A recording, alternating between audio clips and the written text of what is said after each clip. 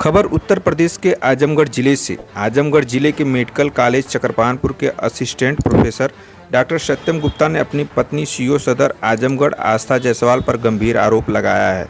आजमगढ़ जिले के medical college चकरपानपुर में डॉक्टर सत्यम गुप्ता असिस्टेंट प्रोफेसर पद पर तैनात हैं।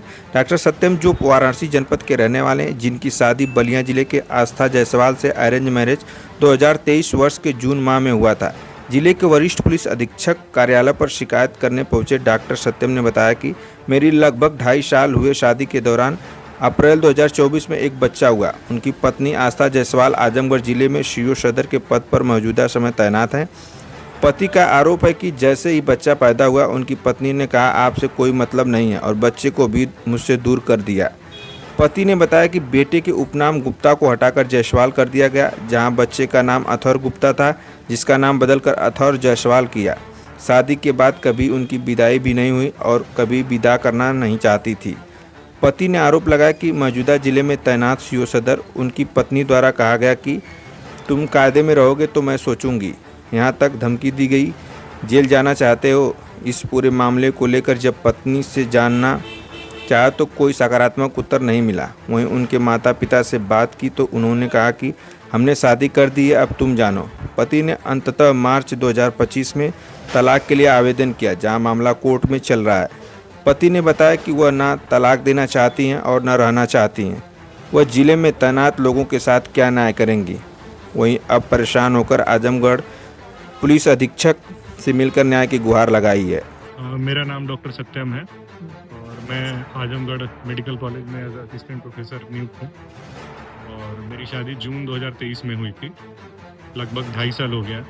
अप्रैल 2024 में बच्चा भी हुआ और बच्चा होने के जस्ट बाद मेरी पत्नी, जो कि यहाँ पे सीओ हैं, आस्था जायसवाल, ये यहाँ की सीओ सदर हैं। इसके पहले ये प्रयागराज में थी, जिसके बाद इनका ट्रांसफ़र आगरा हुआ था और अभी ये यहाँ पे सीओ सदर आजमगढ़ है। तो जैसे ही बच्चा पैदा हुआ, इनका ये कहना था कि हमें आपसे कोई मतलब नहीं है, आपके होने ना होने से हमें कोई मतलब नहीं है। उस समय इनकी मदर भी थी, इनके भाई थे। हमने कहा कि इस प्रकार से आप क्यों बोल रही हैं? हाँ, मैं आपका हस्बैंड हूँ, मैं आपके लिए ही आया हूँ, आप इस तरह से बोल रही हैं। लेकिन लोगों ने बोला, उनके मदर और उनके भाई ने, कि आप जो है घर पे इस चीज़ को डिस्कस कर लीजिएगा। तो मैं 4 दिन के लिए, मैं कहा ठीक है, घर पे जब आएंगे तो बात हो जाएगी। घर पे आते ही इनका रवैया ऐसा था कि ये लोग मिलना ही, मतलब बच्चे को अपने पिता से दूर कर देना, और मतलब इनकी माँ और आस्था अलग कमरे में चली गई। इसके बाद हमने अपने फादर को बुलाया कि भाई आप लोग आके बात करिए और चीज़ों को सुलझाइए। ये डे 1 से बात नहीं करना चाहती और इतना मैं परेशान हुआ, इतना परेशान हुआ। फिर भी सब लोगों ने बोला आप एक बार बात करिए। मैं इनसे बात करने की कोशिश की, बदतमीजी से बात करना, गाली देना, इस तरीके से ये बात करती हैं। ये इनका व्यवहार रहा। आपकी शादी तो परिवार की सहमति से हुआ होगा? बिल्कुल, ये एक अरेंज मैरिज थी। इसके बाद हमारे पिता ने इनके फादर को कॉल किया, सारी चीज़ें बताई, तो इन्होंने साफ साफ कहा कि हमने शादी कर दी है बिटिया की, हमें कोई मतलब नहीं है, इस मैटर में लड़की ही डिसीजन लेगी। मतलब ये ऐसा बयान था जैसे, मतलब मैं खुद शॉक हो गया कि मतलब एक पिता कैसे बोल सकता है। आस्था जी का अब क्या कहना है इनको? अब क्या कहना है कि अब इनके घर वालों ने 2-3 महीने का समय मांगा था डिलीवरी के बाद से। हमने 4-5 महीने का समय दिया। उसके बाद हमने पूछा तो इसी दरमियान हमें पता चला कि 3 महीने बाद इन्होंने बच्चे का नाम जो है अथर्व जायसवाल से, अथर्व गुप्ता उसका नाम था, जिसको कि टाइटल बदल दिया गया, उसको जायसवाल कर दिया गया, अथर्व जायसवाल कर दी। वो तो कोई इशू नहीं, ठीक है। हाँ, लेकिन जब क्या देते? हाँ, जब हमने पूछा कि आप कैसे घर चलेंगी, इनकी कभी विदाई हुई नहीं, ये विदाई कराना नहीं चाहती, हर समय एक्सक्यूज दे देती थी। तो इन्होंने बोला कि मतलब हर समय कोई ना कोई एक्सक्यूज, ठीक है। उसके बाद हमने पूछा कि कैसे चीज़ें ठीक होंगी, घर चलो। तो कहीं कि हमको आपसे कोई मतलब नहीं है, ना आपके परिवार से मतलब है, हमें बनारस नहीं रहना है, ना आपके साथ रहना है, ना मैं वेस्ट बंगाल आऊँगी। और काफ़ी मतलब बुरे तरीके से उन्होंने बोला कि अगर तुम करके इन्होंने संबोधन किया कि अगर तुम चाहते हो कायदे में रहोगे हमारे साथ तो फिर मैं सोचूंगी। इस तरह इनका बयान था। इसके बाद मैं बहुत परेशान हुआ।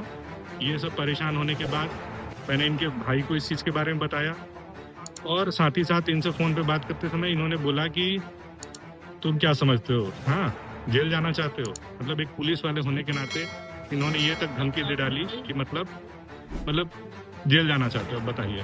आपके मतलब- ससुराल पक्ष वालों का ये कहना है। आस्था का कहना था, आस्था खुद बात की थी, उसने आपके बोला ससुराल पक्ष वाले जो बिल्कुल, फादर बिल्कुल। In law mother in law का क्या कहना है इस पे? उनसे आपने बात किया था? हाँ, फादर मदर इन लॉ से बात होने पे उन्होंने ये बोला कि हमने लड़की की शादी कर दी है, अब हमारा कोई लेना देना नहीं है, अब लड़का लड़की को रहना है वो अपना समझेंगे।